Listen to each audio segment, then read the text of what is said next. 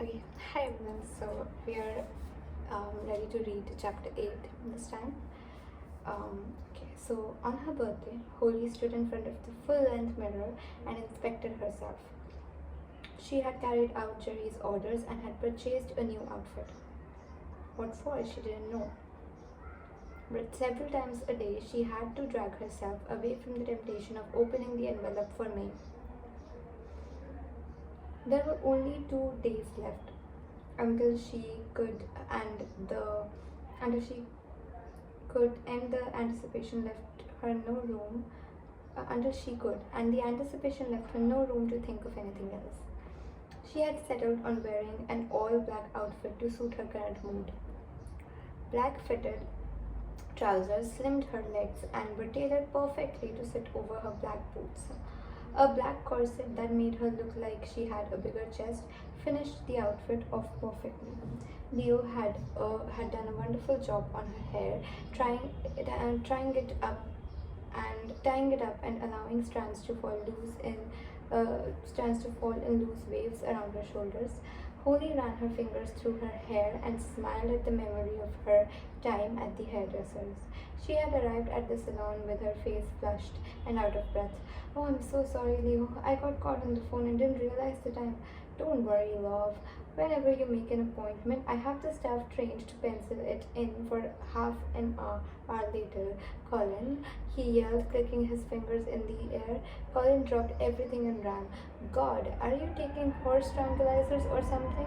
The length of your hair already, and I just cut it off a few weeks ago. He pumped vigorously on the chair, raising Holly higher. Anything special tonight? He asked. The big 3-0, she said, biting her lip. What's that? Your local bus route? No, I'm the big 3-0. Of course, I knew that, love. Colin, he yelled again, snapping his fingers in the air once more. Colin appeared from the staff from behind Holly, with a cake in his hand, followed by a row of hairdressers joining Leo in a chorus of happy birthday. Holly was dumbfounded. She battled the tears that were welling in her eyes and failed miserably. By this stage, the entire saloon had joined in, and Holly was so overwhelmed by their show of love. When it was over, everyone applauded and normal business resumed. Holly couldn't speak. Christ almighty, Holly, 1 week you are in here laughing so hard you practically fall off your chair, and the next visit you are crying. Oh, but that was just so special, Leo. Thank you, she said, drying her eyes and giving him a huge hug and a kiss. Well, I had to get you back after you mortified me, he said, shrugging her off, uncomfortable with the sentimentality. Holly laughed, remembering Leo's surprise 50th birthday party. The theme had been feathers and lace. Holly had worn a beautiful tight-fitting lace dress, and Jerry, who was always game for a laugh, had worn a pink feather boa to match his pink shirt and tie. Leo claimed to have been excruciatingly embarrassed, but everyone knew he was secretly delighted with all the attention. The next day, Leo had rung every guest who had attended the party and left a threatening message on their machine. On the machine, Holly had been terrified to make an appointment with him for weeks. After that, in case he butchered her hair, word had it that business was very slow for Leo that week. Well, you enjoyed this triple that night anyway, Holly teased. Enjoyed? I went out with him for a month after that, the bastard. A slice of cake arrived in front of each customer, and everyone turned to thank her.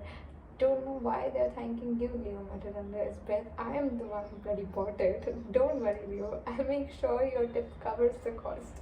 Are you mad? Your tip wouldn't cover the cost of my bus fare home. Leo, you live next door. Exactly. Holly pouted her lip and pretended to sulk. Leo laughed. 30 years old, and you're still acting like a baby? Where are you off to tonight? Oh, nowhere, mad. I just want a low-key, nice, quiet night out with the girls. That's what I said at my 50th. Who's going? Sharon, Kiara, Abby, and Denise. Haven't seen her for ages. Kiara, home?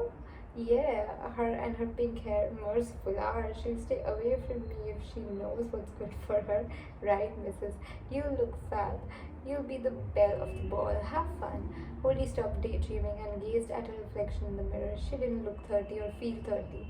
But then again, what was being 30 supposed to feel like? When she was younger, 30 seemed so far away. She'd thought that a woman of that age would be wise and knowledgeable, settled in her life with a husband and children and a career. She had none of those things. She still felt as clueless as when she was 20, only with a few grey hairs and crow's feet around her eyes. She sat down on the edge of the bed and continued to stare at herself. There was nothing about being 30 worth celebrating. The doorbell rang, and Holly could hear the excited chatter of the girls outside. She tried to perk herself up, took a deep breath, and plastered a smile on her face. Happy birthday! They all yelled in unison. She stared back at their smiling faces and was immediately cheered by their enthusiasm.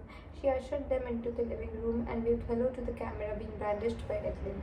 No, Holly, you're supposed to ignore him, hissed Denise, and dragged her by the arm onto the couch, where they all surrounded her and immediately started thrusting presents into her face.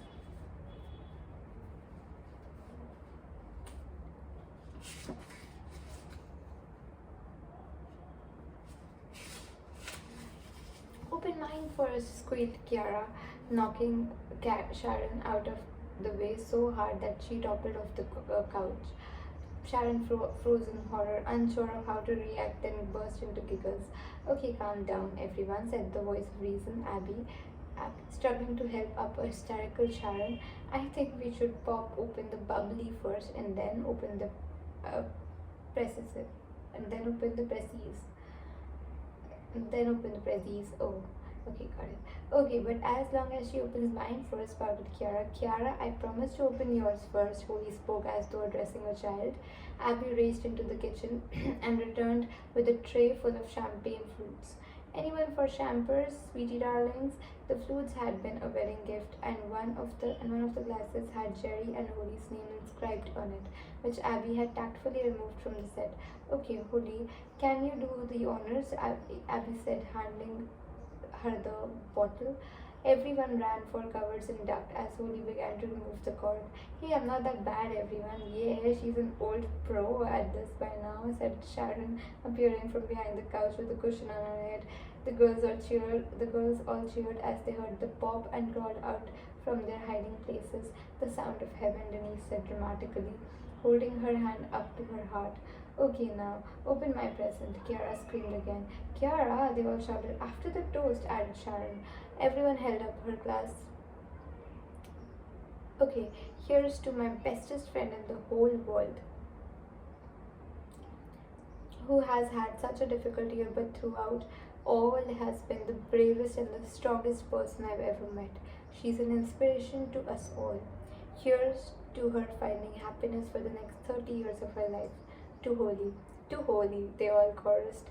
Everyone's eyes were sparkling with tears as they all took sips of their drinks, except, of course, Kiara, who had already knocked back her glass of champagne and was scrambling to give her present to Holy.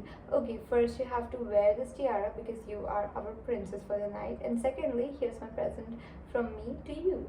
The girls helped Holy put on the sparkling tiara that luckily went perfectly with her glittery corset. At that moment, surrounded by her friends, she really did feel like a princess. Holy carefully removed the sellotape from the neatly wrapped parcel. Oh, just rip it open, said Abby to everyone's surprise. Holy looked at the box inside, confused. What is it? Read it, Kiara said excitedly. Holy began to read aloud from the box. It's battery operated. Oh my god, Kiara, you naughty girl. Holy and the girls laughed hysterically. Well, I'll definitely need this, Holy laughed, holding the box up to the camera. Declan looked as if he was about to throw up. Do you like it? Kiara asked, searching for approval. I wanted to give it to you at dinner last week, but I didn't think it would be appropriate. Gosh, well, I'm glad you saved it till now, Holly laughed, giving her sister a hug. Okay, me next, Abby said, putting her parcel on Holly's lap. It's from me and Jack, so don't expect anything like Kiara's. Well, I would worry if Jack gave me something like that, Holly said, opening it. Oh, Abby, it's beautiful, Holly said, holding up the sterling silver covered photo album. For your new memories, Abby said softly. Oh, it's perfect, Holly said, wrapping her arms around her and squeezing her. Thank you. Okay, well, mine is less sentimental, but as a fellow female, I'm sure you will appreciate it, said Denise, handing her an envelope. Oh, brilliant. I've always wanted to go here, Holly exclaimed as she opened it. A beacon of pampering at Heaven's Health and Beauty Clinic. God, you sound like you are on a blind date, teased Sharon. Let us know when you want to make an appointment. It's valid for a year, and the rest of us can book the same time. Make a whole holiday out of it. Oh, that's a great idea, Denise. Thank you. Okay, last but not least, Holly winked at Sharon. Sharon fidgeted with her hands nervously while she watched Holly's face. The present was a large silver photo frame with a photograph of Sharon, Denise, and Holly at the Christmas ball 2 years ago. Oh, I'm wearing my expensive white dress, sobbed Holly playfully. Before it was ruined, pointed out Sharon. God, I don't even remember that being taken. I don't even remember being there, mumbled Denise. Being there, mumbled Denise. Holly continued to stare at the photo sadly while she walked over to the fireplace that had been the last ball that she and Jerry had been to, as he had been too ill to attend last year's. Well, this will take pride of. Well, this will. Sorry, blanked out a bit there. Well, this will take pride of place, Holly announced, walking over to the mantelpiece and placing it beside her wedding photo. Okay, girls, let's get some serious drinking done, screamed Kiara, and everyone dived to safety as another bottle of champagne was popped open. 2 bottles of champagne and several of red wine later, the girls stumbled out of the house and piled into a taxi. Through the through the hilarity and shouting, someone managed to explain to the taxi driver where they were going. Holly insisted on sitting in the passenger seat and having a heart-to-heart with Nick, the driver, who probably wanted to kill her by the time they reached town. Bye, Nick, they all shouted to their new best friend, before falling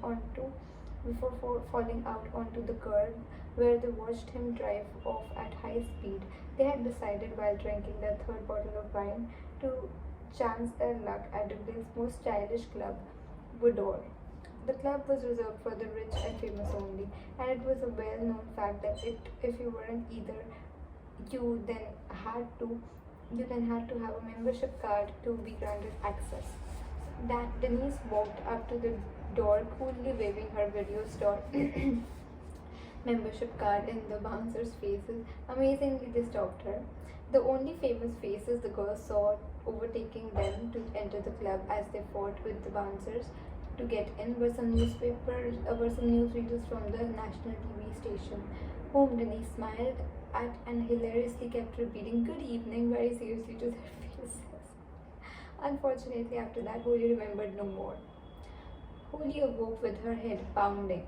Her mouth was as dry as Gandhi's sandal and her vision was impaired. She leaned up on one elbow and tried to open her eyes, which were somehow glued together. She squinted around. It was bright, very bright, and the room seemed to be spinning. Something very odd was going on. Holly caught sight of herself in the mirror ahead and startled herself. Had she been in an accident last night? She ran out of energy and collapsed flat on her back again. Suddenly, the house alarm began wailing, and she lifted her head slightly from the pillow and opened one eye. Oh, take whatever you want, she thought, just as long as you bring me a glass of water before you go. After a while, she realized it wasn't the alarm but the phone ringing beside her bed. Hello, she croaked. Oh, good. I'm not the only one, said a desperately ill sounding voice on the other hand. Who are you? Croaked Holly again. My name is Sharon, I think, came the reply. Although don't ask me who Sharon is because I don't know. The man beside me in bed seems to think I know him. Holly heard John laughing loudly in the background. Sharon, what happened last night? Please enlighten me. Alcohol happened, said Sharon drowsily. Lots and lots of alcohol. Any other information? Nope. Know what time it is? 2 o'clock. Why are you ringing me at this hour of the morning? Oh, it's afternoon, Holly. Oh, how did that happen? Oh, how did I, gravity or something. I was out that day from school. Okay. Oh, how did that happen? Gravity or something. I was out that day from school. Oh God, I think I'm dying. Me too. I think I'll just go back to sleep. Maybe when I wake up, the ground will have stopped moving. Good idea. Oh, and Holy, welcome to the 30s Club. Holy groaned.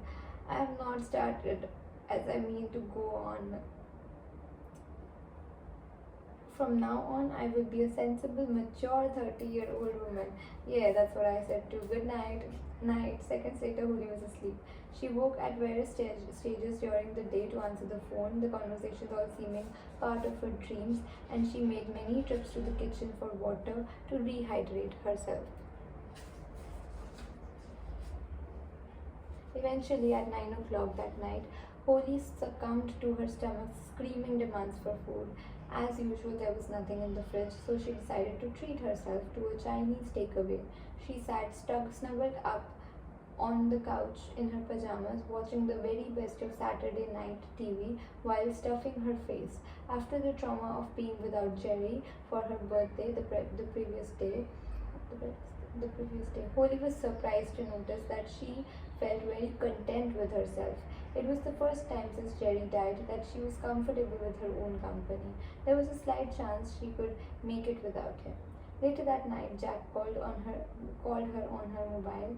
Hey sis, what are you doing? Watching TV, having Chinese? She said, well, you sound in good form, unlike my poor girlfriend who's suffering there beside me. I'm never going out with you again, Oli. She heard Abby scream weakly in the background. You and your friends perverted her mind. He joked. Don't blame me. She was doing just fine all by herself as far as I remember. She says she can't remember anything, neither can I. Maybe it's something that happens as soon as you hit 30. I was never like this before. Or maybe it's just an evil plan. Evil plan you all hatched so you wouldn't have to tell us what you got up to. I wish it was. Oh, thanks for the pressy, by the way. It's beautiful. Glad you like it. It took me ages to find the right one. Liar, he laughed. Anyway, I was ringing to ask you if you were going to Declan's gig tomorrow night. Where is it? Hogan's pub. No way, there is no way I'm ever setting foot in a pub again, especially to listen to some loud rock band with screeching guitars and noisy drums. So Holy told him, oh, it's the old I'm never drinking again excuse, isn't it? Well, don't drink then. Please come, Holy. Declan's really excited about it, and no one else will come. Ha! So I'm the last resort, am I? Nice to know you think so highly of me. No, you're not. Declan would love to see you there, and we hardly got a chance to talk at dinner. We haven't gone out for ages, he pleaded. Well, we are hardly going to have a heart to heart with the orgasmic fish banging out their tunes, she said sarcastically. They're actually called black strawberries now, which has a much sweeter ring to it, I think, he laughed. Holly held her head in her hands and groaned, oh, please don't make me go, Jack. You are going. Okay, but I'm not staying for the whole thing. We can discuss that when we get there. Declan will be shocked. Declan will be shocked when I tell him. The family never usually goes to these things. Okay, then about 8ish. Perfect. Holly hung up and sat stuck to the couch for another few hours. She felt so full. She couldn't move. Maybe that Chinese hadn't been such a good idea after all. Okay, so that's it. Thank you.